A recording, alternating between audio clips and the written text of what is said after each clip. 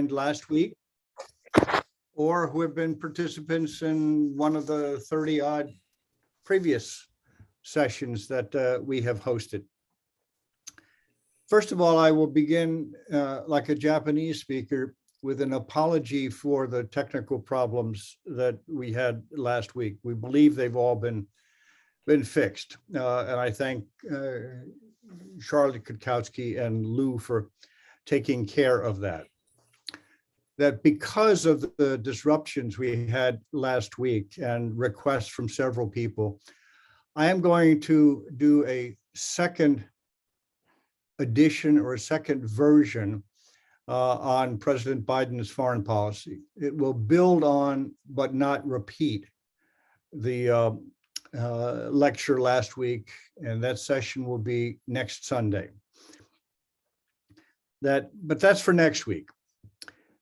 This evening, we have a topic that could not be more timely, and a speaker who could not be more qualified to talk to us about the United States, Russia, Mr. Putin, and the Ukraine.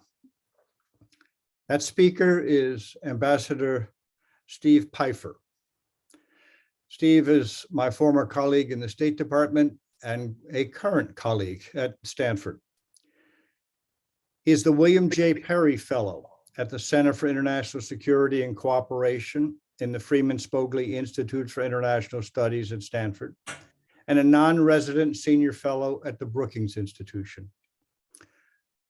During Steve's 25-year career in the Foreign Service, he specialized in US relations with the former Soviet Union and on a raft of international security affairs. Among other positions, he served on the National Security Council staff as Deputy Assistant Secretary for European Affairs. And from 1998 to 2000, he was the US Ambassador to Ukraine. He's the author of a book entitled The Eagle and the Trident, US-Ukraine Relations in Turbulent Times, published by Brookings in 2017. Since I very much look forward to hearing what Ambassador Pfeiffer has to say, I will end this introduction without making reference to many of his many accomplishments. But before turning it over, let me reiterate the point Lou made, that if you have a question, please use the chat function button at the bottom of your screen. You can enter the questions at any time, and I will monitor them after Steve finishes his introductory remarks. So with that, over to Ambassador Pfeiffer. I would thank you for being here. Well, Tom, thank you very much for the invitation. Let me just begin by saying for the last 4 days, we are witnessing what is now the biggest war in Europe since the end of World War II in 1945. So that's my starting point. I did do the directed reading. I read the Lynch article. I think that's a good overview of Russia, where Russia is, and Russian foreign policies. I disagree on some parts, but maybe that'll come out in my own discussion. And what I want to do is sort of break the talk down into 4 pieces. One, what do Vladimir Putin and the Kremlin want? What's Russia's ability to deliver on those desires? Third, talk about American policy. And then fourth, at the end, talk a bit about what's going on now between Russia and Ukraine. And I hope to give some background to that end conversation and some context. So let me begin by, what do Vladimir Putin and the Kremlin want? And first, it's hard to figure it out. The Kremlin is pretty opaque, but it's pretty clear that Vladimir Putin is the most dominant leader to sit in the Kremlin since Stalin. Now, I don't think he has absolute power. He cannot ignore his entire inner circle. But when you look at the composition of that circle, it's mainly composed of Slovaki, people out of the security services like Mr. Putin. They share similar ideas. They share a similar worldview. There are other groups that come from St. Petersburg, which is where he's from, a lot of money connections and a lot of kleptocracy connections.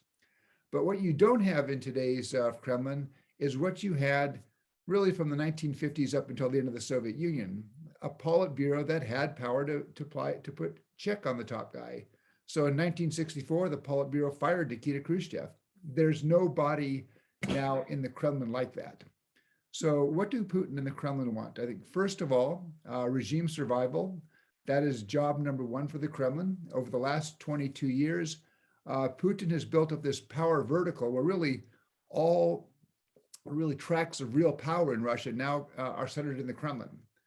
Now, they do maintain a facade of democracy. They've called it managed democracy in the past or sovereign democracy, but it is structured so that, for example, in the Federal Assembly, there are opposition parties. The Communist Party is an opposition party. The Liberal Democratic Party of Russia, which is neither liberal nor democratic, is also an opposition party, but they are the systemic opposition, the approved opposition. And on big issues, they will vote with the Kremlin. And in any case, United Russia, which is the pro-Kremlin party, has well over the 2/3 votes needed to make constitutional changes. But I think we've seen in the last couple of years, this democratic veneer really has come off. We're seeing open repression and outright authoritarianism. The Slovakia are calling the shots. We saw this at the treaty of Alexei Navalny, poisoned a year and a half ago in Russia. And then when he returned to Russia from Germany, he was arrested, among other things, for failing to meet with his parole officer, which was sort of difficult to do when he was recovering from being poisoned by the Russian government. We've seen in the arrest that took place last year, protests about Navalny's treatment, and you're seeing it in the protests the last 4 or 5 days in Russia against the war with Ukraine. And what you've also seen, though, is over the last several years, is this construction in the Russian legal structure of laws on foreign agents, on undesirable organizations, on extremism, which have basically been used to narrow and really close out the space for non-governmental organizations, certain kinds of media, and they really leave no space for the non-systemic opposition, people like Navalny. So that's the first thing, regime survival. The second thing I'd say the Kremlin wants is a sphere of influence in the post-Soviet space. And that means, from Moscow's point of view, friendly governments, countries that are open to business, to Russian business, including the corruption it can bring, and that countries in the sphere of influence will defer to the Kremlin on major geopolitical issues. For example, what kind of relationship you might have with NATO or the European Union. And we now see this, I think, very much in the case of the Russia versus Ukraine set of issues, and I'll come back to that a little bit later on. And there's, I think, one other element of the sphere of influence is Russia desires to be portrayed as a great power, and they see having a sphere of influence as a facet of a great power. They look at the United States, they say the Americans have a sphere of influence in the Western Hemisphere and in Europe. You know, we deserve ours in the post-Soviet space. The third thing that the Russians talk about is, in a multipolar world, they want to be recognized as one of the great powers, along with the United States and China. And a seat at the table is very important to them. Sergei Lavrov, the foreign minister, periodically says that no major issue around the world can be resolved without Russia being at the table. And that applies even if Russia can't bring much to the table. Respect is important. The Russians took great umbrage several years ago when President Obama referred to Russia as a regional power. But I think actually President Obama was right. Russia really has limited ability to affect things outside the post-Soviet space. And when it does outside the post-Soviet space, it's more to disrupt rather than to build. So, for example, Russia has been assisting Assad in Syria for 7 years now, and it's a place where the Russians can test their arms and tactics and such, and they bomb in support of the Syrians. But anytime it comes to a discussion about how do you begin to rebuild Syria, how do you provide that assistance, the first thing that Russian officials say is that's going to be a job for the European Union. Fourth thing I think the Russians want is they want to change the post-Cold War settlement in Europe. The Kremlin believes that the evolutions over the last 30 years, particularly with the enlargement of NATO and the enlargement of the European Union, disadvantage Russian interests. And so as part of this, I think you've seen this Russian effort, this was sometimes referred to as a hybrid war, to try to use disinformation and cyber techniques aimed at weakening the West, and promoting both divisions between Western countries, but also inside them. Now, I'm not sure we were doomed to this. If you go back at the beginning in 2000, Putin seemed interested in having good relations with the West early on. But the critical factor was he wanted those good relations on his terms. And we saw this pattern with both the Bush administration and the Obama administration, was that in the first term, actually fairly positive relations with Russia, but then a downturn in the second term. So if you go back to the George W. Bush administration in 2001, really after 9/11, there were some fairly positive developments between Washington and Moscow. But by 2003, there was a bit of a drift. And I think that's unfortunate because I would say both about US-Russian relations, but also about US-Soviet relations when there was still a Soviet Union, is that that was a relationship that really had to be managed at the top. And if the two leaders didn't set the right tone, things would go in the wrong direction. And in 2003, President Bush got occupied with Iraq, Putin got occupied with domestic questions, and the relationship drifted, and then it turned into a downturn around 2006 and 2007.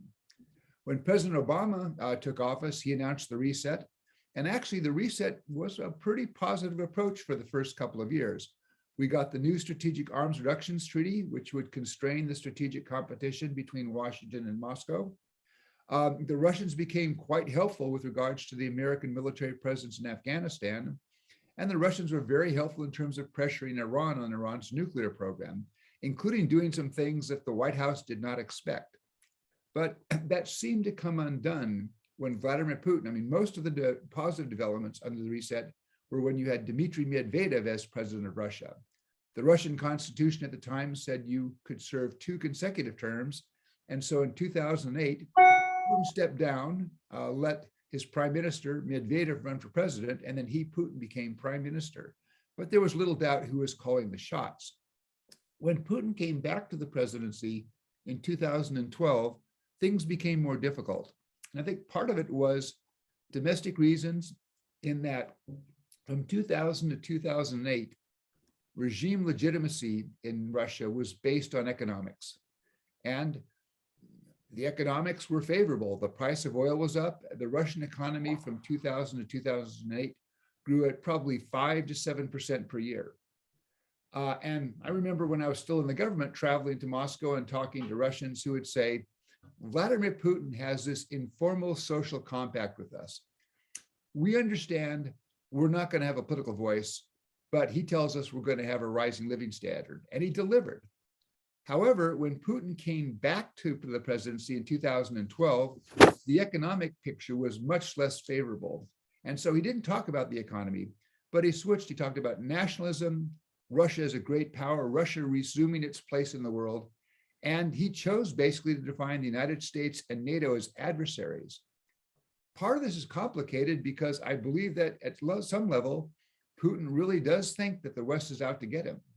When he talks about things like the Orange or the Maidan revolutions in Ukraine, or the Rose Revolution in Georgia, or the Tulip Revolution in Kyrgyzstan, these are not manifestations of public disaffection with stolen elections, as it was in the Orange Revolution, or with bad or authoritarian governance.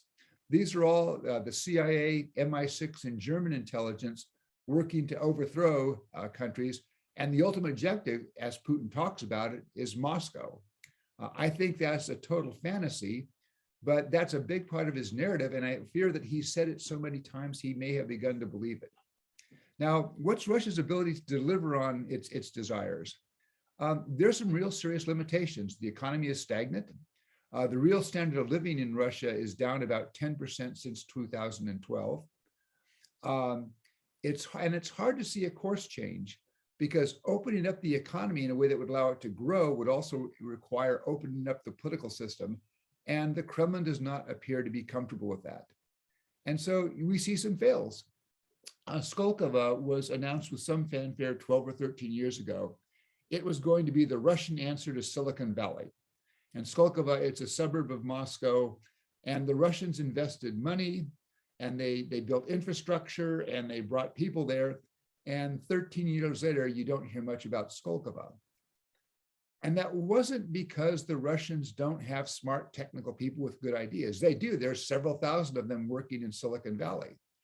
But my theory is Skolkovo didn't succeed because it didn't have the infrastructure to make it succeed. The sorts of things that you do have with Silicon Valley, a legal system that's rule of law, contract enforcement, patent enforcement, things that they don't really have in Russia. A financial sector, the kind of system where venture capital is prepared to say, that's a great idea. Here's $5 million, go build the next Google. You don't have that in Russia. And so absent that infrastructure, Skolkovo really wasn't going to succeed. Of course, there's also, I think, an impact on the Russian economy are sanctions that have been applied by the West since 2014.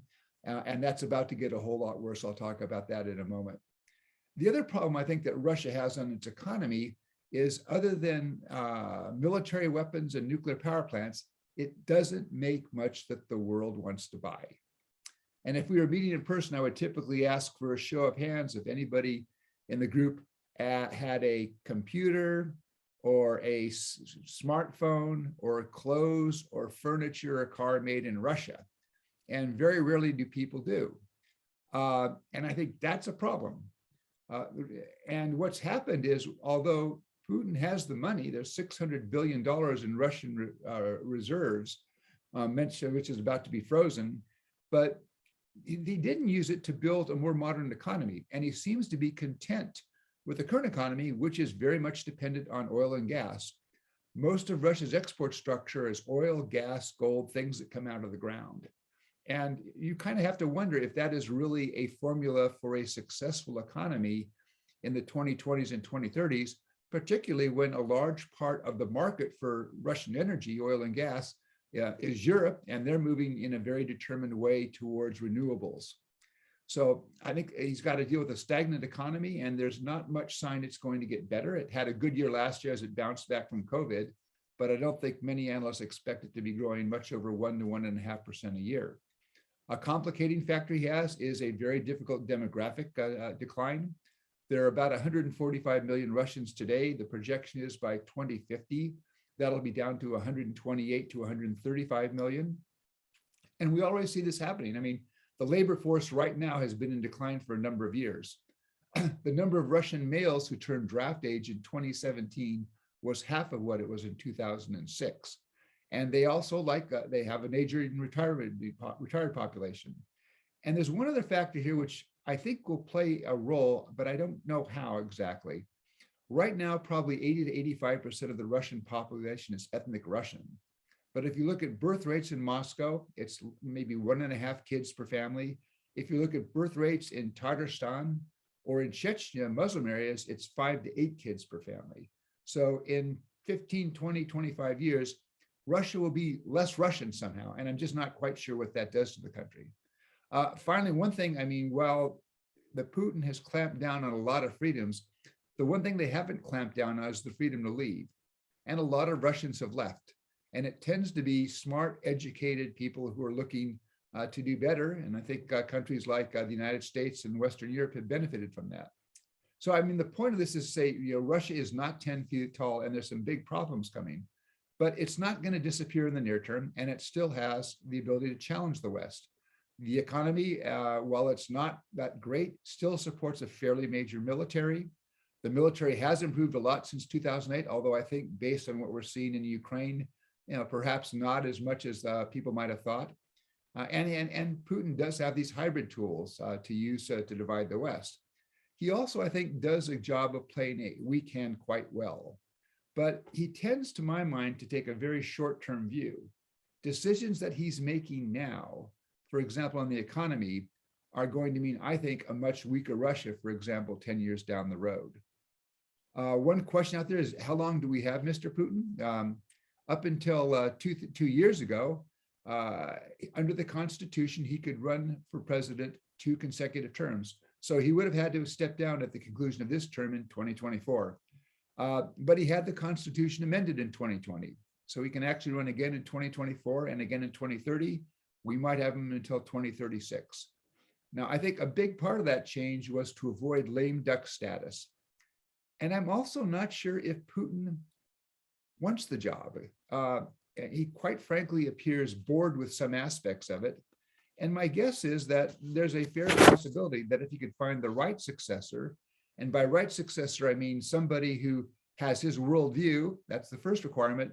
And the second requirement is that could protect Putin and his wealth, that he might be prepared to move on. But we'll see. Okay, let me talk a little bit about the Biden foreign policy approach to Russia. And I think they came into office accepting that the Kremlin sees relations with the West largely in adversarial terms. Now, that doesn't mean, they could not deal, because there are areas where interests converge, but it would be this sort of mixture of trying to work with Russia while also be trying to push back against Russian overreach in other areas. I think Biden, for a lot of reasons, was a positive development for US-Russian relations compared to his predecessor. First and foremost, I think he means clarity on US policy. I would argue that from 2017 until the end of 2020, the hardest job in the Kremlin was the American watcher, because how could you explain, on the one hand, President Trump, who basically never criticized Russia or Russian policy, but there was an administration that was basically pursuing a tough policy. We supplied lethal and military assistance to Ukraine. We bolstered our US force presence in Europe. There were sanctions added on Russia.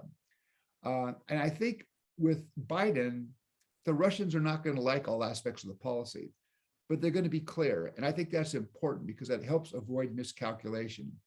I want the Russians to have a very good sense for how an administration in Washington will react to certain Russian moves. I think predictability is very important, and it could avoid mistakes. Second, I think of interest to the Russians, Biden understands the need for the term guardrails. When we have a relationship where there are some very adversarial aspects, it makes sense for the sides to try to keep that within bounds. So things like arms control can be useful. And on his first full day in office, President Biden agreed to extend the new Strategic Arms Reductions Treaty out until 2026. So that at least constrains US and Russian strategic nuclear forces. But I think a third element of the Biden policy was to make clear that he would push back when there was egregious Russian misbehavior. Well, on the fourth point, being prepared to cooperate where interests converged. And that could be on things not only nuclear dangers, climate change was an issue, even Afghanistan. I mean, neither Russia nor the United States have an interest in chaos or the Taliban allowing terrorist groups to use Afghanistan for a base. That's a shared interest. And of course, Afghanistan is about 5,000 miles closer to Russia than it is to the United States. So early on, the Biden administration said, our goal is a stable and predictable relationship with Russia. That's what we aspire to. Now, that would be difficult to achieve. And the particular challenge is in Vladimir Putin, you have a Russian counterpart for the president who seems to prefer instability and unpredictability. The two presidents met in Geneva in 2021. And it appeared from the outside that they had a pretty good discussion, no breakthroughs, but they laid out an agenda for the following 6 months or so. And actually, if you looked at what happened between June and say November of last year, there was some progress. There was a broadening of contacts between American diplomats and Russian diplomats. We were talking about issues that we hadn't talked about previously. Again, no breakthroughs, but at least conversations, channels were opening up.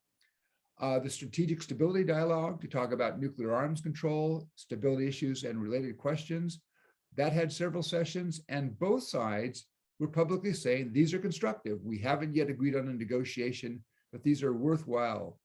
And I was even hearing from US officials back in the fall that they thought they were making some progress with Russia on controlling some of the cyber attacks that were originating in Russia. Now, that's all gone and off the board, I think, because of Ukraine. So let me now talk about what up until a week ago, I would have called the crisis between Russia, NATO, and Ukraine, but it's now really the war between Russia and Ukraine. There was a Russian military buildup near Ukraine. It actually started in April of last year when the Russians brought a lot of forces in. The troops went home, but they left a lot of equipment behind. And then the buildup began again at the end of October, so that as of about a week ago, the assessment that we saw in the unclassified world was there were about 100 battalion tactical groups arrayed in Crimea, Ukraine, Belarus. And those have between 800 to maybe 1,000 troops. With support forces, the estimate was between 150,000 and 200,000 Russian troops. But somebody did a count and said that's about 60 to 65% of Russian ground force power. Now, in December, while this buildup was taking place, President Putin said, we need security guarantees from the United States and NATO for Russia. And in mid-December, the Russians handed over two draft agreements, a draft US-Russia treaty and a draft NATO-Russia agreement. And they encapsulated the key Russian demands. They wanted NATO to pledge never to enlarge again, and they wanted NATO to withdraw the forces and infrastructure from the territory of those allies that had joined the alliance after 1997. And now these are actually very small deployments. I mean, in fact, up until 2014, there were virtually no ground combat forces by NATO in places like the Baltic states or Poland. And the big question, I think, when people looked at the draft agreements, the Russians, a day after giving them to US officials, publicized them in full. That's not usually a good indicator of a serious negotiating attempt. But the big question was, are these the agreements? Do they represent an opening bid in a serious give and take negotiation where you drop your outlandish demands and you look for compromise, or are they intended to be rejected? Now, the United States and NATO responded both in bilateral channels, but also multilateral channels the week of January 10. There were US-Russia meetings, the NATO-Russia Council met. And I think it became pretty clear that the Russians would really like to have these discussions and negotiations between Washington and Moscow. And that their hope was the United States and Russia cut a deal and then basically tell Europe, this is the deal. Washington was not prepared to play that game. Already in December, what you heard from the White House was, we're prepared to talk about these issues with the Russians, but any detailed discussions and certainly any negotiations can't be held without effective parties at the table. So no negotiation about Ukraine without Ukraine at the table, no negotiation about European security without Europeans at the table. And so in responding, Western officials also made clear, look, NATO is not going to forswear further enlargement, and NATO is not going to pull its forces out of the territories of countries that joined after 1997. But they did pick up on elements in both the US-Russia and the draft NATO-Russia agreements and said, but there are things here that we can work on. There are arms control measures, risk reduction steps, transparency measures, confidence and security building measures, things that we know how to do. We did these things during the Cold War and in the 1990s. And they went back and said to the Russians, we can have a negotiation on these questions. And quite frankly, if those negotiations were to go forward and the sides to take account of each other's interest, you could actually see a genuine contribution to security in Europe, including the Russian security. But it was very clear the Russians weren't interested in that. They said, no, you're not accepting our main demands, which are about NATO enlargement. Now, observation is the Kremlin first framed this as a NATO-Russia crisis. I don't think that stands up to scrutiny. The Kremlin says this was caused by NATO's aggressive expansion to our border. But I was in the Clinton White House back in the 90s when we were doing or getting ready to do enlargement. Before NATO invited any countries to join, NATO established a NATO-Russia relationship. And the idea of that was to build a cooperative relationship between NATO and Russia that would be so cooperative, they wouldn't care about enlargement because they would see NATO as a security partner. We didn't succeed. I think part of the problem was in the West, in Washington, we underestimated just how much antipathy there was to the very idea of NATO. But even with regards to enlargement, there was a desire to make it as pain-free and non-threatening as possible to the Russians. So in 1997, the alliance made a declaration saying we have no intention, no plan, no reason to put nuclear weapons on the territory of new NATO member states. The message to Moscow is enlargement will not bring American nuclear weapons closer to your border. And then they also said, in the circumstances that we see, there is no requirement for permanent stationing of substantial combat forces on the territory of new member states.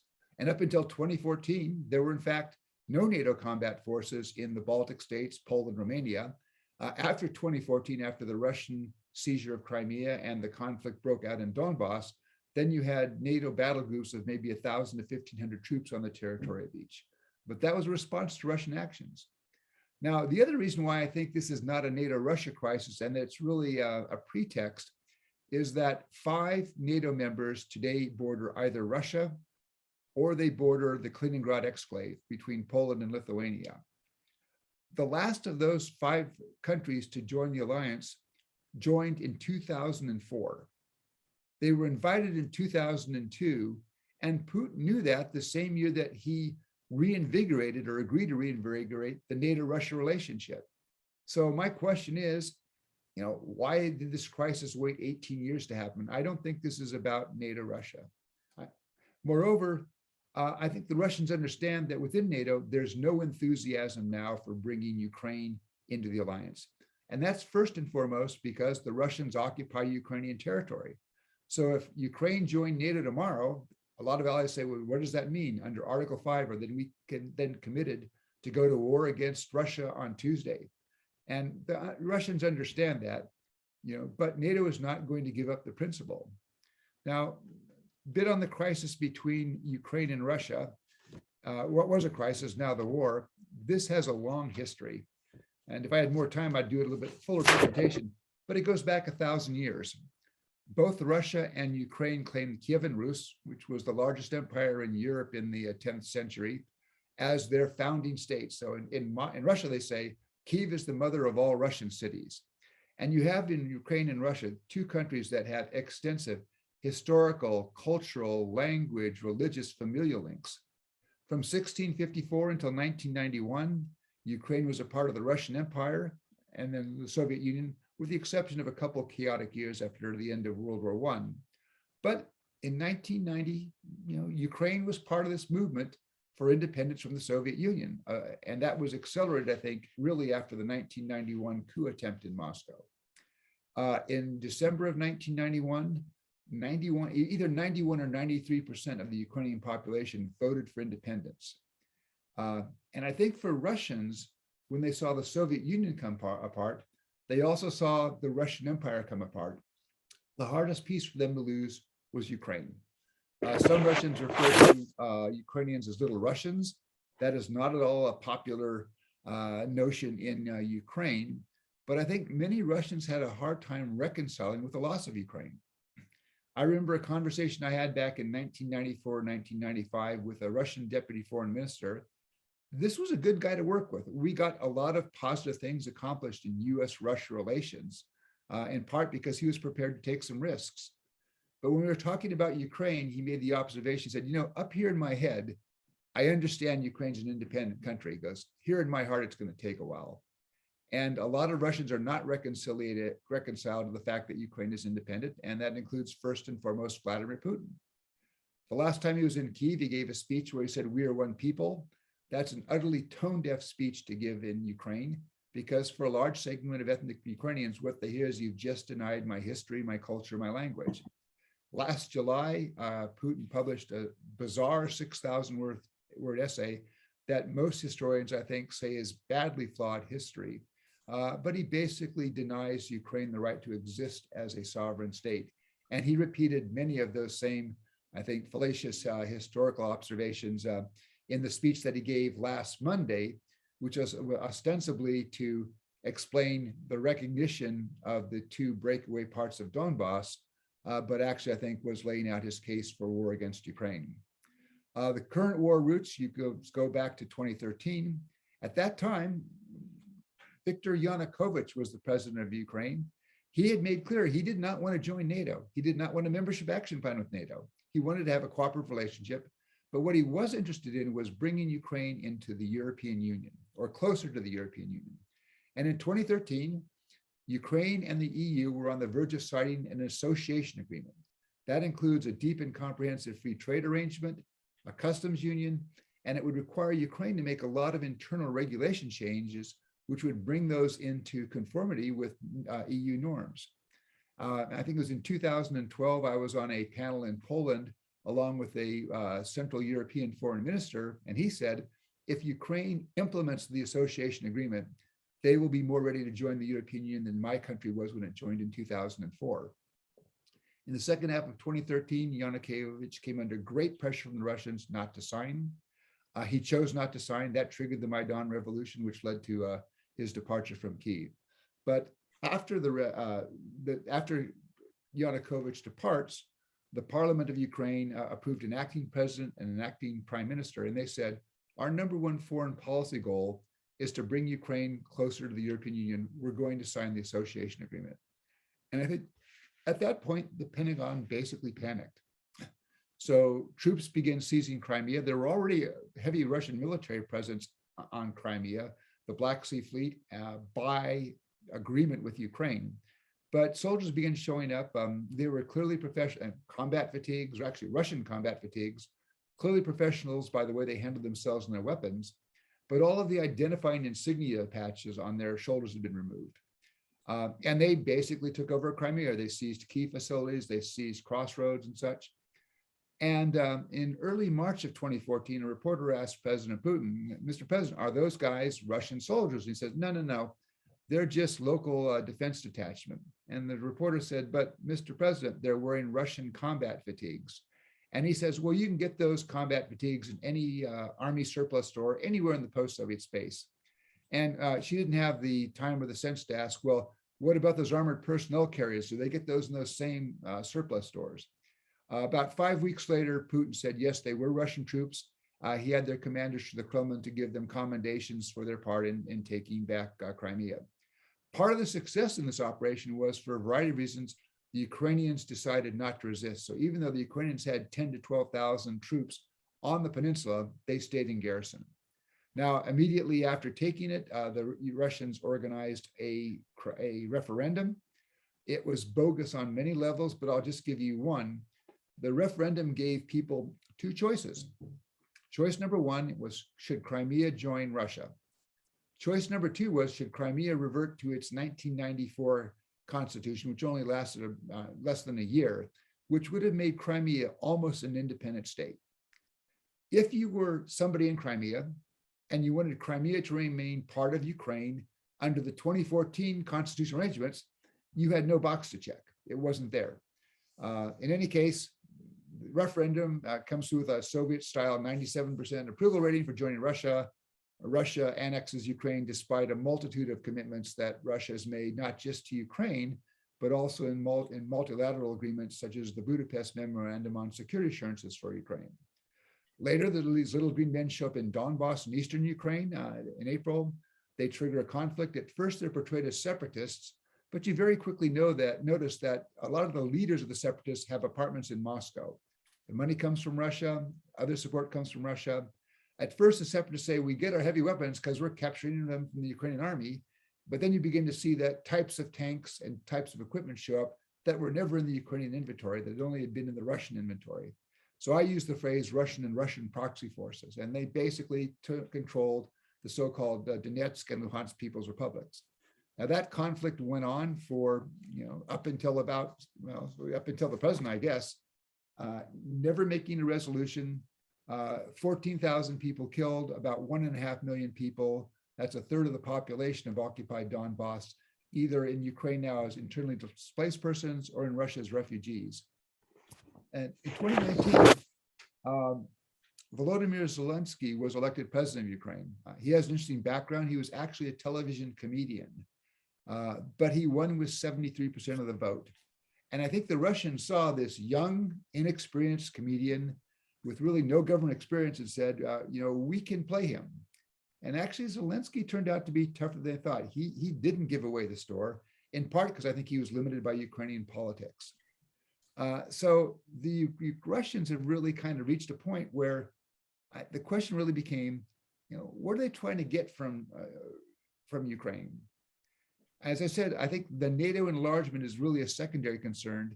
What's driving the Russians is their worry that Ukraine is about to be irretrievably lost to Moscow. Ideally, they want Russia wants Ukraine back in Moscow's orbit, in their sphere of influence. But the irony here is that nothing has done more to push Russia away from Ukraine, or to push Ukraine away from Russia, and to push Ukraine towards the West than Russian policy of the past 8 years. The seizure of Crimea, the conflict in Donbass, 14,000 dead there. I recall going to Ukraine in the fall of 2014, and a Ukrainian friend says, Vladimir Putin has succeeded where centuries of Ukrainian nationalists have failed. He's forged a national identity in this country, and it's a sense that run deep, and he's imbued it with a strong anti-Russian sentiment. And you can see that. When I served in Ukraine at the end of the 1990s, if there was a poll saying, should Ukraine join NATO, maybe 20% would say yes. If you had that poll 10 years ago, again, maybe 20 to 25% would say yes. I've seen now 3 polls on that subject in the last month, and it's been 56, 59, and 62%. Ukrainians have concluded that with Russia as a hostile neighbor, they need the protection of NATO, even though I think NATO has been pretty much standoffish on this. So I would say if the goal of the Kremlin is to bring Ukraine back into Russia's orbit, it's been a massive fail for Russian policy. But it's not just geopolitical concerns driving what we see with Russia. Part of the issue, I think, is Russian domestic politics are just as important. For the Kremlin, a Western-oriented, democratic, economically successful Ukraine is a nightmare, because that's going to cause Russians to say, why can't we have the same political voice, the same democratic rights that they have in Ukraine? And remember, I said that when you ask what the Kremlin wants, job number one is regime survival. That would be a challenge. I think Putin acted at this point in time because he calculates that his relative strength vis-a-vis the West is probably at a peak. He's just finished a 10-year modernization program of his military, although I think it is falling short in terms of performance. He has $600 billion in foreign reserves and a sovereign wealth fund. And he looks at the West and he sees division. He looks at the United States. We're thoroughly divided internally. The British prime minister is in shaky political ground.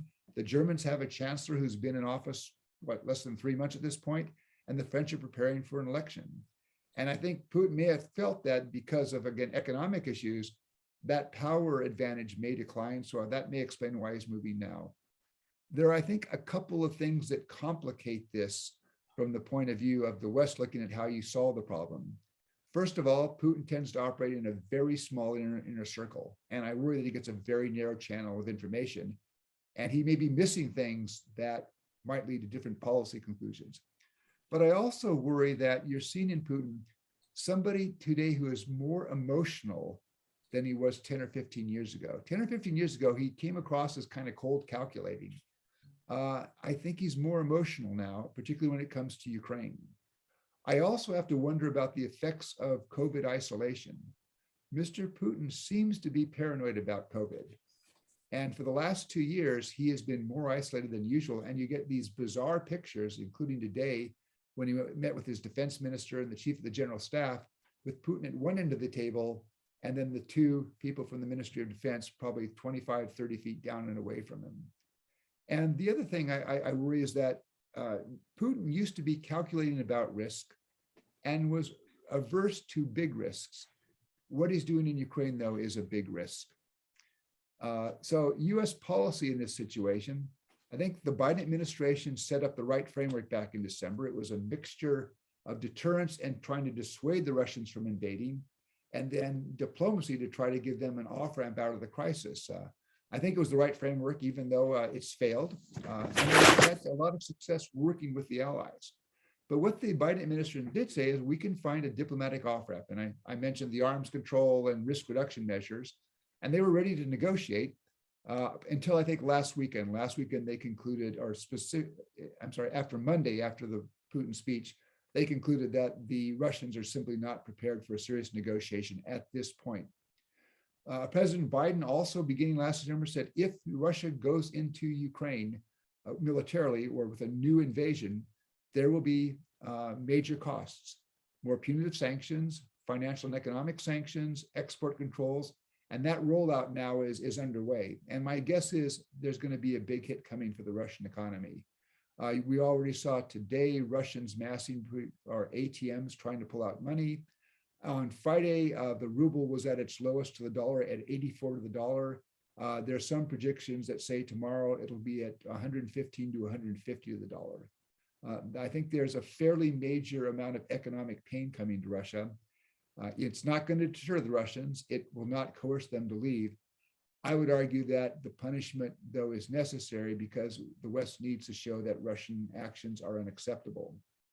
Other steps that the White House said is that if the Russians invade Ukraine again or launch a new attack, there will be more Western military assistance going to Kyiv. And the West, NATO will take steps to bolster its presence on its eastern flank in places like the Baltics and Poland.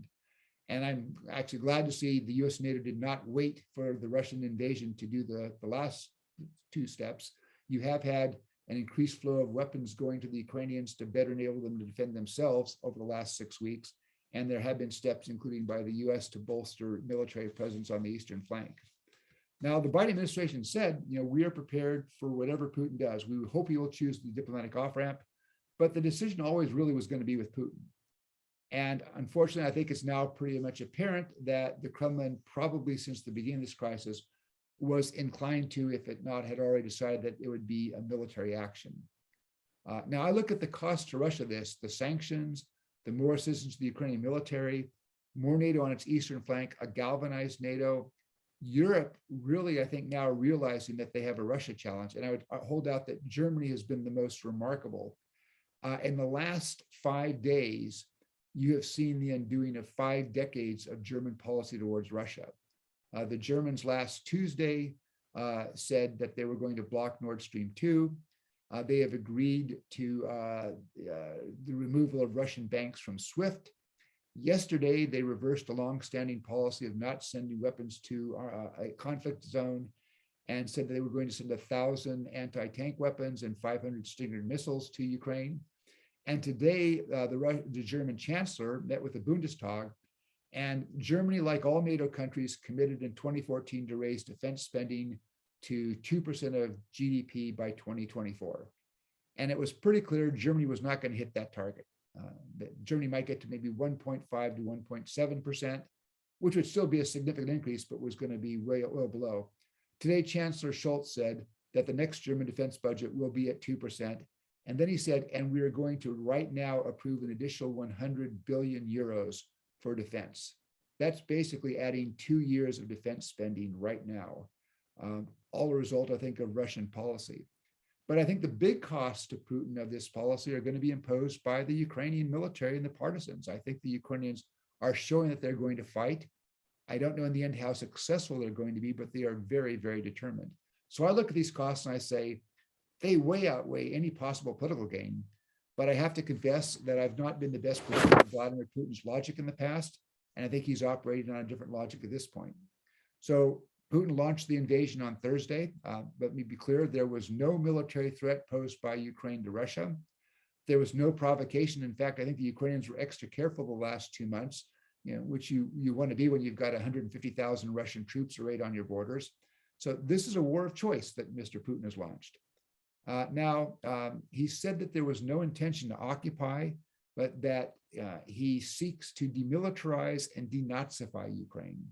Now, one option might have been, and was that the intent would be to go in and destroy a large portion of the Ukrainian military. This is what Russia did back in 2008 against Georgia. They went in, they destroyed a good part of the Georgian military, but they left after 5 days. But I think it's become very clear now that Mr. Putin's goal is far more ambitious. It's to capture Kyiv, it's to depose the government, and it's to put in place a puppet regime, a pro-Russian government. Now, that's going to be hard for him to do. No pro-Russian government installed by Moscow in Kyiv will last 5 minutes after Russian occupation forces leave. So I think what he's setting himself up for is a long, expensive, and potentially costly occupation, especially because I do believe Ukrainians will resist, and that occupation is going to result in a steady stream of Russian casualties to that resistance. It's been striking to watch the number of people in Ukraine who have no military background, no military experience, basically going to get permits to get AK-47 so that they can defend their country. And I wonder, I think up until now, Putin's strong stance of defending Mother Russia against the outside world, I think that plays well with the Russian public. But I'm not sure that plays well if they begin to realize the cost. And I think the most realistic estimate I've seen is that at least 500 Russian soldiers have been killed so far in the 5 days or the 4 days of conflict. And you already see some protests in Russia. So I'm not going to talk too much about the details of the war, because I think we really are suffering from a lack of clarity with regards to the picture. But a couple things.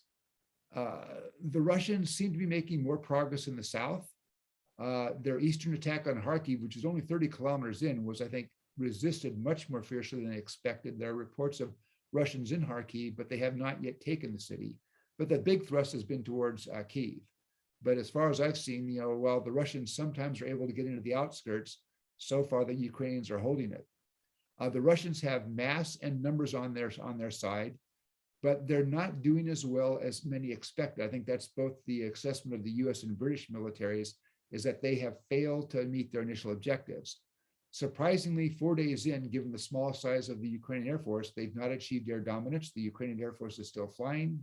They have not disrupted Ukrainian command and control, and they're having logistic issues. I mean, you can see now on YouTube a Ukrainian talking to a group of Russian soldiers in their armored personnel carriers parked on the side of the road because they have run out of gas. Now, it's hard to say how this is going to develop. I think the Ukrainians have shown that they are determined and that they will resist. There are Ukrainian-Russian negotiations that are supposed to take place probably within a couple of hours, and we'll see how that goes, although I, at this point, am not yet confident that the Russians are prepared to negotiate in a serious way. So I can't say how this conflict is going to play out. What I can say, though, with more confidence is that Ukrainians are going to be far more hostile to Russia. This is going to be an issue of years and decades, and West-Russian relations are likely headed for a deep freeze. Now, that could last a long time. At some point, diplomacy can help play a role in bringing us out of that. But there's going to have to be de-escalation and a seriousness of approach in Moscow that we have not yet seen. And even then, I think it will not be easy to move either West-Russia relations or Ukraine-Russia relations back to anything that looks like normal. So I'm afraid I exceeded my 40 minutes, Tom, but why don't I stop at that point? I'll be happy to take questions. Thank you, Steve. Certainly don't worry about the time. That was a superb, both enlightening and dismaying discussion of a very complex issue. We are beginning to get questions coming in. A reminder, use the chat function and add them. I have a number of my own, but I see for some reason other people have my name coming up when they're submitting questions. So I apologize because I don't know who actually has posed some of these. But one is, how long can Zielinski last? And I would add to that, what will determine how long he lasts? Yeah, that's the really tough question. I mean, I look at the size of the Russian military, and there are still significant numbers of Russian military forces that have not yet entered Ukraine. And I look at that and I say, at the end of the day, they're going to overwhelm the Ukrainians. But having said that, the Russians are not where they expected to be after 4 days of fighting. And I think they significantly underestimated the level of the Ukrainian resistance. Zielinski, I mean, I have to, I had mixed views on Zielinski as a president. I don't think he was doing what he needed to do on reform or corruption, but he really seems to have come into his own as a wartime president. And I think he's inspired Ukrainians when he says, I'm going to stay here in Kyiv. I think most of the government has chosen to stay in Kyiv. And what they may be counting on is that, well, there have been, I think, Russian probing attacks around the outskirts of Kyiv, and maybe even some reconnaissance elements that have entered the city. At the end of the day, the Russians are going to have to decide, are they going to send armor into a large city of 3 million people? And I think most military, again, I'm not a military expert, but my sense is that most military people think that that's a really difficult situation, because every time you go down a road with high rises, every window can have an anti-tank rocket. And the US and Britain in particular have been giving the Ukrainians a lot of anti-armor weapons over the last 2 months. So the question, I mean, at the end, my guess is the Russians can take Kyiv, but it may come at a hugely expensive price. And I guess the one worrisome thing I have in the back of my mind is, it seems so far the Russians have been somewhat restrained. But if their frustration boils over, do they resort to the kind of tactics that we saw them employ in Chechnya, which would be basically mass bombardment of the capital, Yes. Things just to break down resistance by brute force.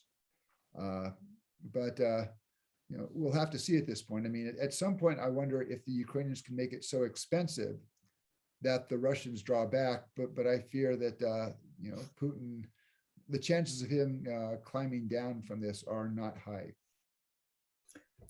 Question from Brian Cole that actually follows from this a little bit. how will the Russian people respond to the Russian military directly attacking Ukrainian citizens? I would add on to that, respond to the reports of significant Russian casualties and the bogging down of the military, given the control of so much of the media. Yeah. That, well, you see where it's going. Yeah. Yeah. Well, no, I mean, you have seen protests. I think another 1,400 people were arrested around Russia today, Sunday, for participation in anti-war protests. And 1,700 were arrested back on Thursday when the fighting broke out. But the media environment in Russia is pretty constrained. So, for example, the only reporting that Russians are seeing on state television is that there have been advances in the area of Donbass. And actually, the Donbass front has been relatively quiet compared to what's going on in the south or around Kyiv. And I think it was only today I saw a report. Only today did the Russian Ministry of Defense say, in this, what they don't call it a war or invasion, they call it the special military operation, there have been some Russian casualties, but they haven't said anything about numbers. And so I think they're trying to contain that information. So the question then becomes, how much information gets out, via social media and others? And so while potentially I think that there is a lot of potential unhappiness in Russia. I mean, Vladimir Putin has been telling the Russians for years now, we're all one people. Well, the Russian army is then killing, their compatriots in Ukraine. And I don't think people are liking that. But what I don't know is, given the environment that Putin has created precisely to control dissent, whether people are prepared to go out and really protest. I mean, you have seen, I think, some pretty brave examples of people in the cultural world, scientists, open letters with 2,000 and 3,000 signatures protesting the war. Dmitry Peskov, he's the Kremlin spokesman, his daughter came out with an anti-war protest. But does that reach the point where Putin and the Kremlin become concerned that a policy change is necessary? Otherwise, they might have a much larger public revolt on their hands. And that's the question, whether we get to that point or not. Ask a question of my own that follows from that. Given Putin's history of lying and repudiation or failure to honor commitments, and the need for a diplomatic off-ramp for negotiations to deal with some of the security, the nuclear stability kinds of issues. Have we reached a point at which the US, the West more broadly, cannot negotiate with Putin, so that Putin's removal becomes a precondition for his long-term resolution? That's a good question. I mean, I guess I could see if Putin were somehow to back down now, and by back down I mean withdraw Russian forces from the territory that they've occupied, maybe, but any kind of arrangements that would be made in the security world would be so full of verification measures. I mean, the Russians typically think the Americans want too much in the way of verification. I think that the bar for verification is just going to be that much higher, so that you have early warning in case the Russians are cheating. So yeah, I think Putin has a credibility problem, as does Lavrov, as does the foreign ministry's press spokesman. People who swore to us, including Ambassador Antonov in Washington, who swore to us for 3 months that Russia would never attack Ukraine. And whether or not I mean, I guess the question of regime change, whether Putin's replacement, I don't know if that's the only way out. I'm not sure. It was interesting to me that, and maybe this is a mark of sort of Putin's reaching that point where after 22 years in power, he's so used to it, but he does have an inner circle. And there was this rather bizarre staged Security Council meeting last Monday where Putin sits in a desk, and arrayed like 35 feet from him in a half circle are 20 people sitting in chairs. These are his key advisors, and they each come up and report. And it was pretty staged. Sergei Narishkin, who's the head of the SVR, that's the Russian Foreign Intelligence Service, and that's a guy who would be on anybody's list of the inner circle. Well, he got up there and apparently fumbled his lines, and Putin just humiliated him. This is on national television, this broadcast. And so you begin to wonder, well, maybe that inner circle might think that there might be a different way than what Putin's doing. And I think at this point, the decider on this war was Putin. I mean, this was, the group may have agreed, but the guy who had the real vote was Putin. Question from Daniel Tewart. When do Putin's actions rise to the level of war crimes? I think a lot of it will depend on what the Russian military does now in Ukraine. And I know some people are just by launching the war, they could do it. But I mean, I think the Russian military has shown some restraint. And part of this may well be is the soldiers. I mean, it's interesting that they have, and this is probably a violation of the Geneva Convention, but the Ukrainians ran some interviews with Russian POWs. Now their faces were blacked out, so you couldn't identify them. But several of these guys said, why'd you come in? And these guys said, well, we thought we were coming to Belarus for an exercise. We didn't know it. We didn't want to be here. And I saw one other thing, which I think suggests that there may be some questions, at least among some of the Russian soldiers. And it was a confrontation in a small town where you saw about 100 yards up the road is this Russian tank. And there's a group of about 40 men, and they basically form a line across the road where that tank can't advance into the town without driving over some of those people. And incredibly brave. They had no weapons. And they're just saying to the story, so we're going to stand here, we're going to stand here. And after 2 minutes, the tank backs up and leaves. And I think you may have some Russian soldiers who are prepared. I'm not prepared to do certain things. Mm-hmm. That would be a hopeful outcome. Yeah. The Ukrainians, I take this with a grain of salt, but the Ukrainians are saying mass defections. There was a report, they said, of a unit that had not yet deployed of 5,000 Russian troops had mutinied. This is part of, we don't have perfect information, so you got to kind of screen out the things on the fringes. I think that's probably not true, but I do think there was one thing I saw on YouTube. I mean, if you're going to confront somebody in Russia or Ukraine, the last person you want to confront is a babushka, a grandmother. And there's a Russian soldier, he's guarding an intersection in a small town, and she just lays into him, what are you doing here? I didn't ask you to come here. You're an occupier, you're a murderer. And you can tell he's embarrassed. I mean, again, Russians are sort of raised to be polite to the babushkas. And she just keeps going after him. And finally, at one point she says, put some sunflower seeds in your pocket, so when we bury you, you'll do something good for the ground. And I think there must be a number of Russian soldiers who are kind of questioning what they've been said to do. What that turns into, I'm not sure. Got a different kind of question from Steve Hickman that picks up on points you made about the absence of Russian products that are all competitive on the world market, the dependence on resources in the ground. And the question, it's a long question, but I guess this is sort of, one part is that due in part to isolation or partial isolation from the larger intellectual ferment beyond Russian borders? And is it driving the country toward reliance on disruptive technologies like cyber, that because it can't compete, it'll disrupt others to narrow the gap? Okay. Well, no, I think the Russians are pursuing cyber techniques for disruption almost regardless. So I would hide that off as a separate issue. Yeah, I mean, the Russian economy, they tried to move away from the command economy in the 90s towards something of a market economy. But it's a very perverse market economy in which large segments, particularly of key industries, are organized by a group of oligarchs.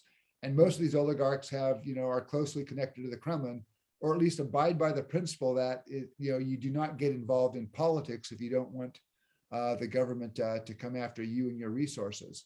So it's not really a market economy in the sense that would be understood, say, in the United States or in Canada or in Europe, although it has some aspects of the economy.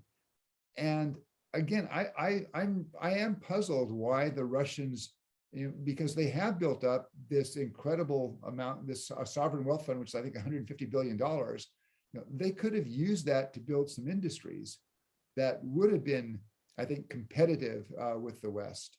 But they haven't chosen to make those investments. Now, maybe it was their own understanding of the domestic environment for business that they understood that these industries might not well prosper. But it just seems that Putin is very comfortable with an economy that mainly derives its export earnings from oil and gas. And they, I think, are potentially in a quite vulnerable position. My understanding is that European gas consumption, and Europe is the biggest foreign purchaser of Russian gas at the moment, but it's projected to remain stagnant or level until 2013, and then begin to decline after 2013 as, more 2030? 2030, I'm sorry, 2030, yeah. But 2013, as you bring online, more renewable sources. And then I'm not sure what the Russian economy does. And I guess the surprise to me is it doesn't look like Putin has an answer to that, which is reinforces my view is that he's pretty much a short-term thinker. Question from Nancy Glazer about the impact of worldwide support for Ukraine. Flip that over, it's worldwide opprobrium for Russia. With the power of social media, and in many parts of the world, the power of the public, does this opprobrium or support for Ukraine portend long-term problems for Russia? Yeah. That does the world see it as it's Putin? The world see this as Russia? Or the world see this as Russians? Yeah, no, and I mean, as much as I would like to focus the world's ire on Putin in the Kremlin, I think the sanctions that we're applying, the Russians are going to get hit. And part of me feels badly that, Russians who I'm sure in some cases had no part in the decision to invade Ukraine and probably would like to see the Russian army leave and end this war. I feel badly they're going to be hit. But on the other hand, another part of me says, there are millions of Ukrainians now hunkering down in basements and subways because of what the Russian government is doing in the name of those Russian citizens.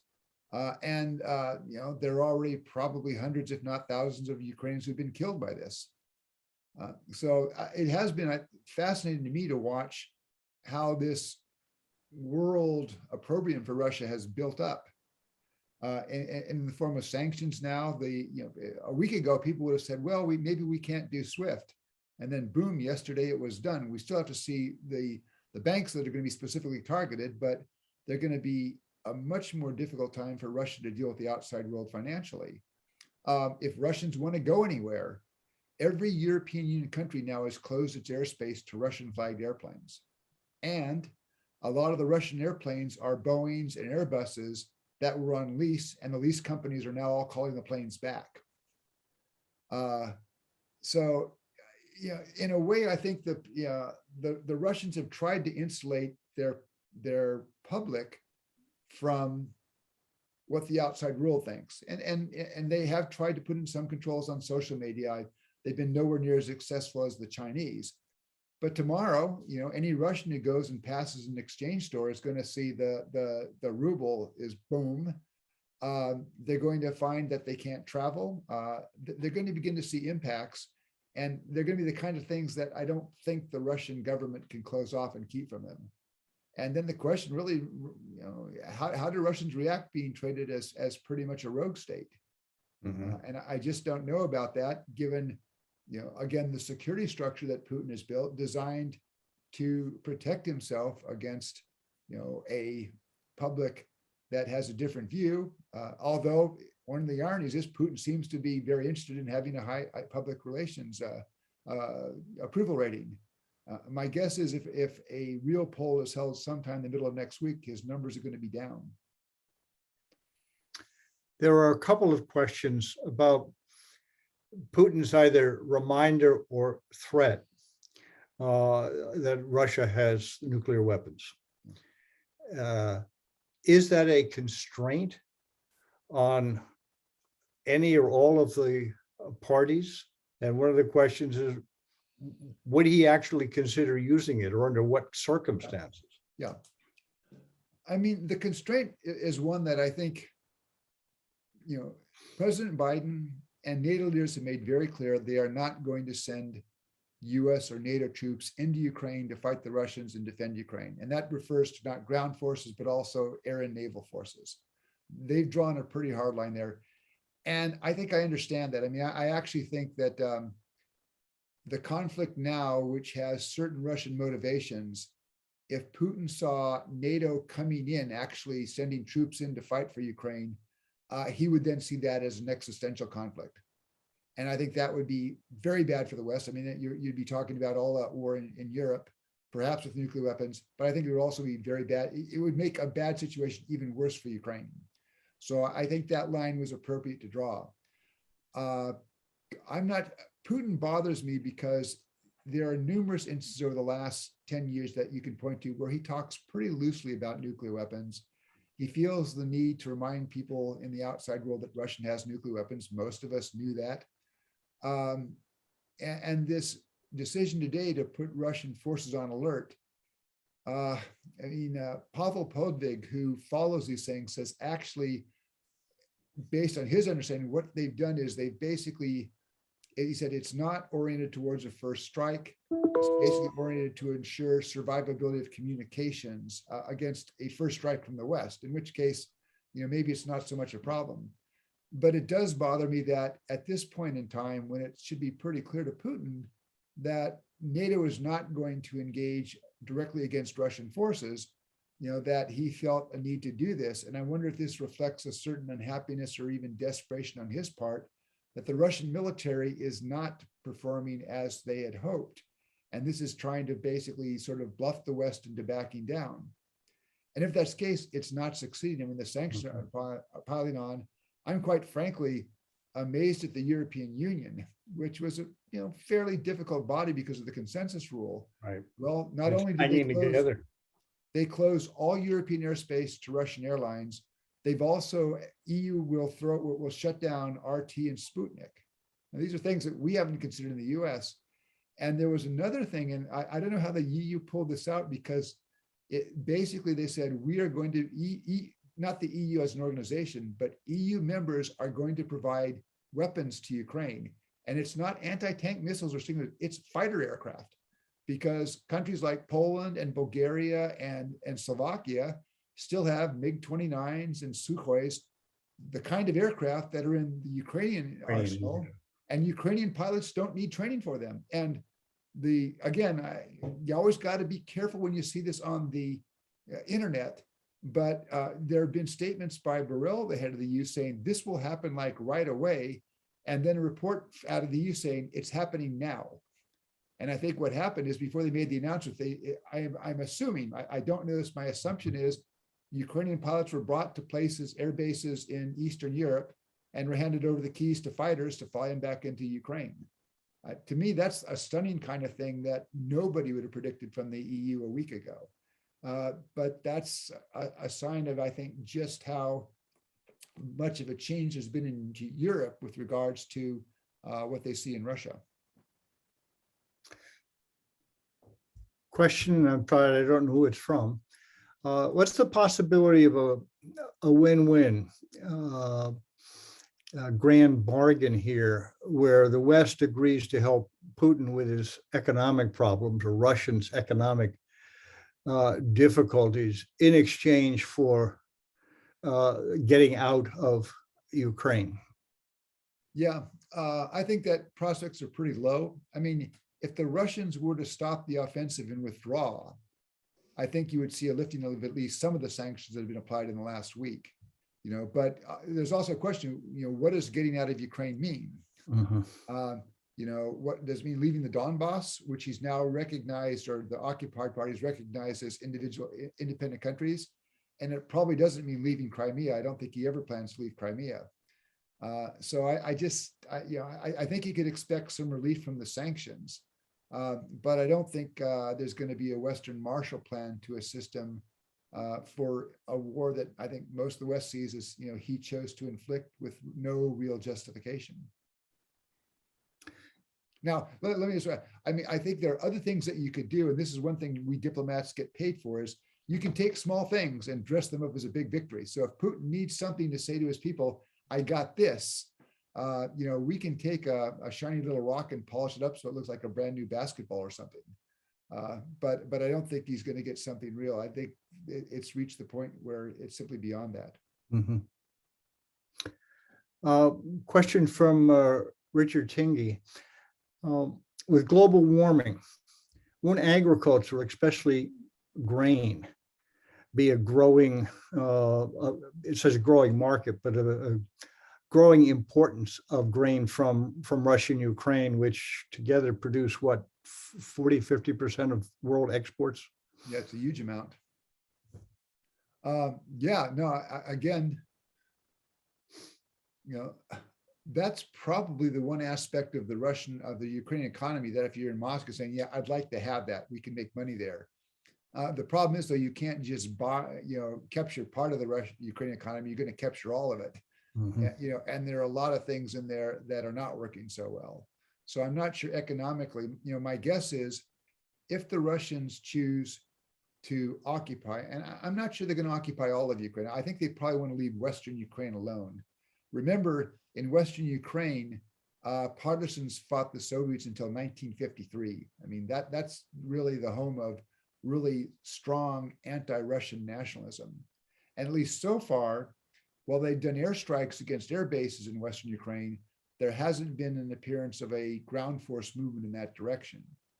But I think the Russians are going to have to figure that if they have a long-term occupation, or if they try to annex parts of Ukraine, they're going to have to be subsidizing the economy.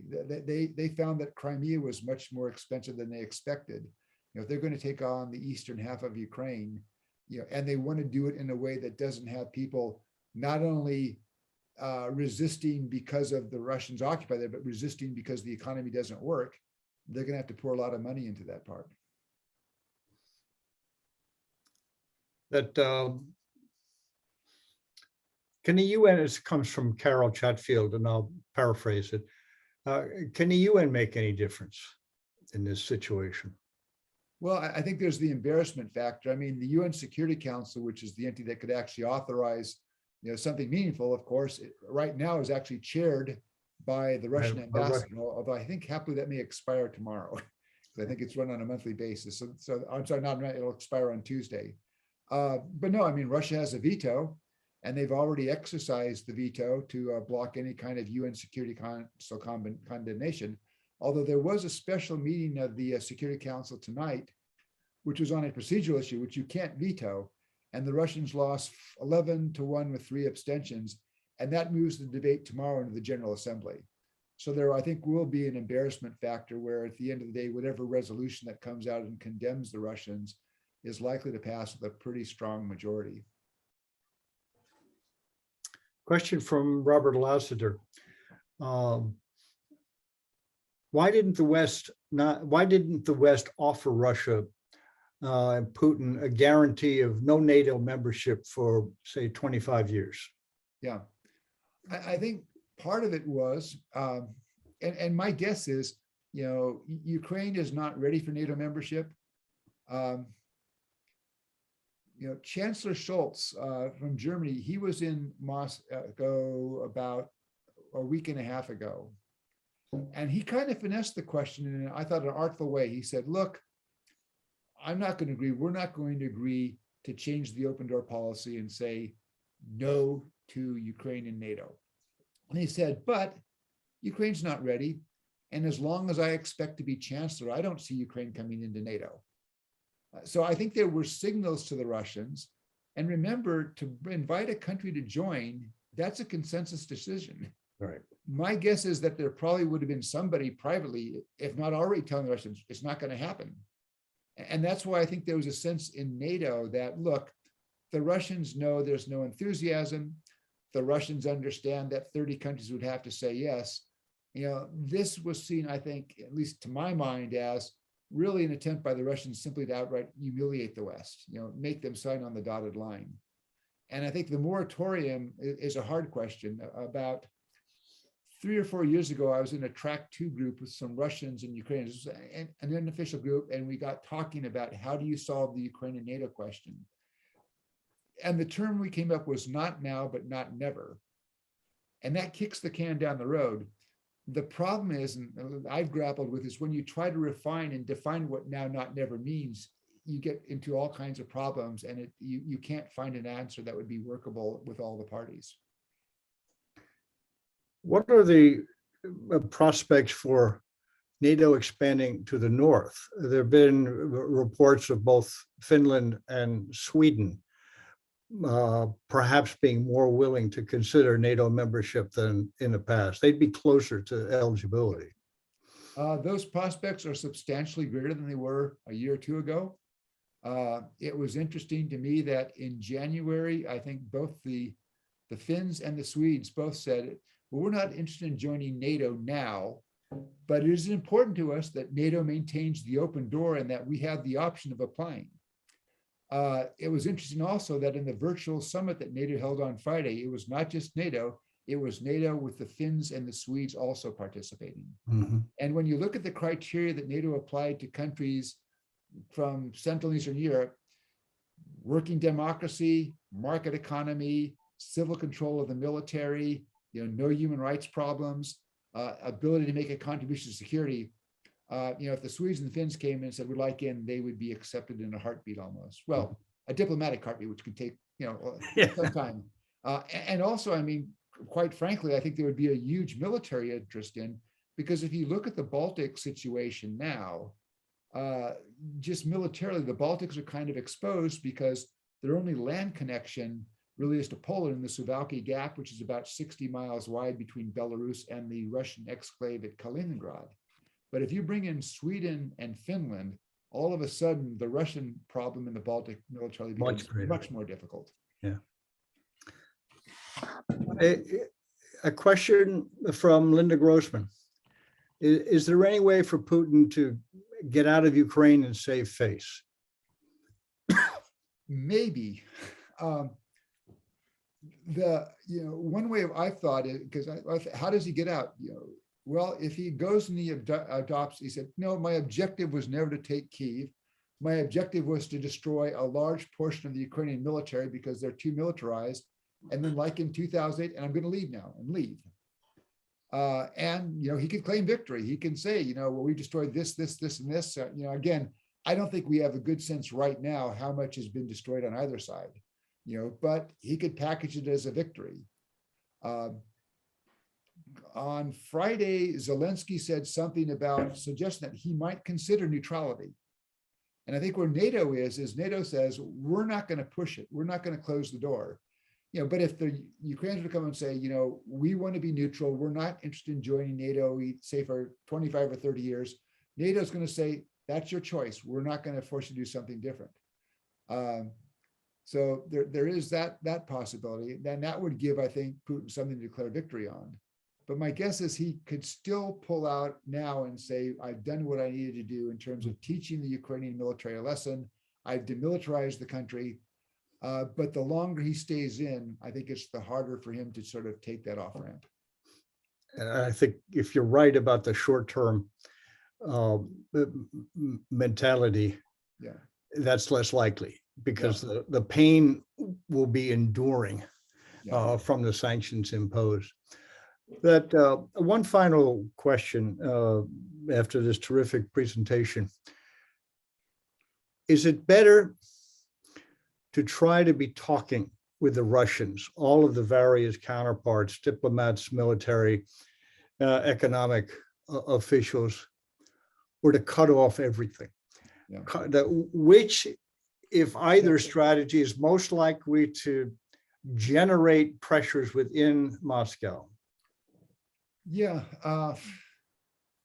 In normal times, I would argue for the maximum number of contacts, but I guess at this point, I mean, the White House a week ago last Sunday said, we have tentatively scheduled a meeting between Secretary Blinken and Foreign Minister Lavrov on Thursday, the 24th.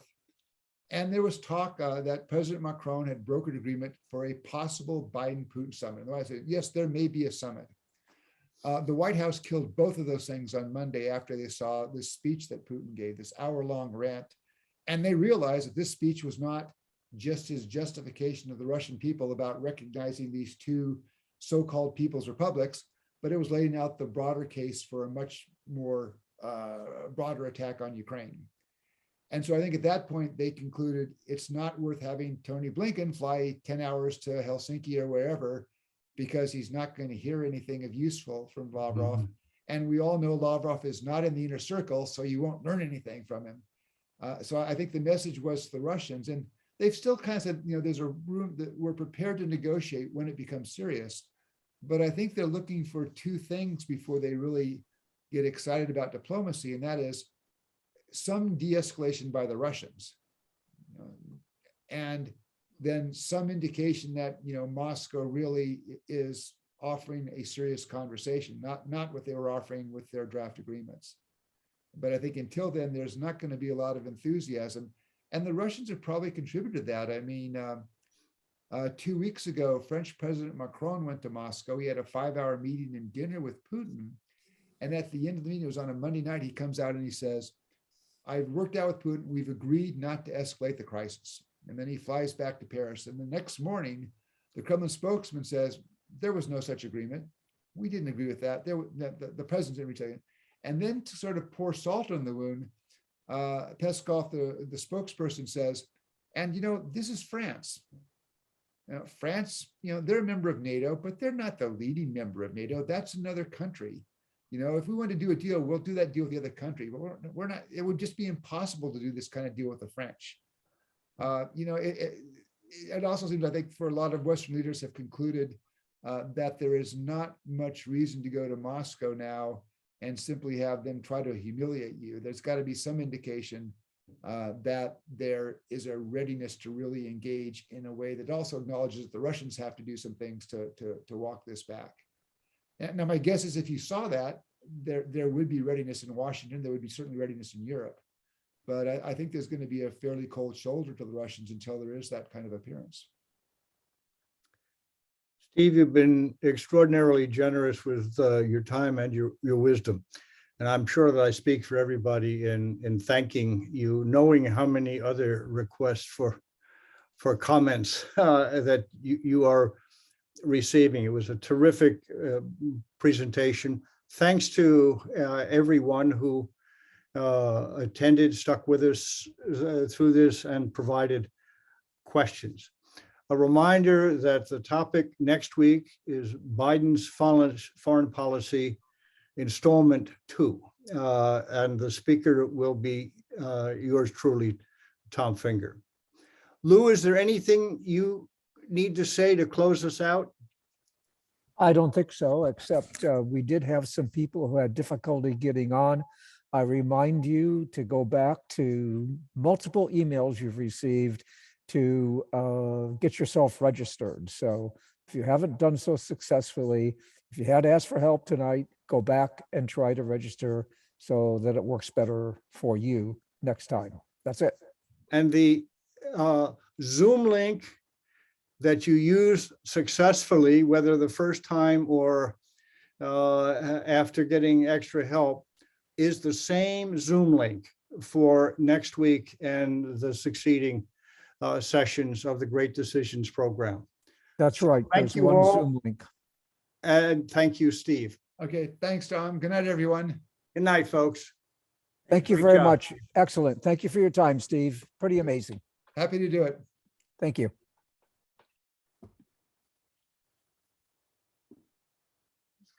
Mm.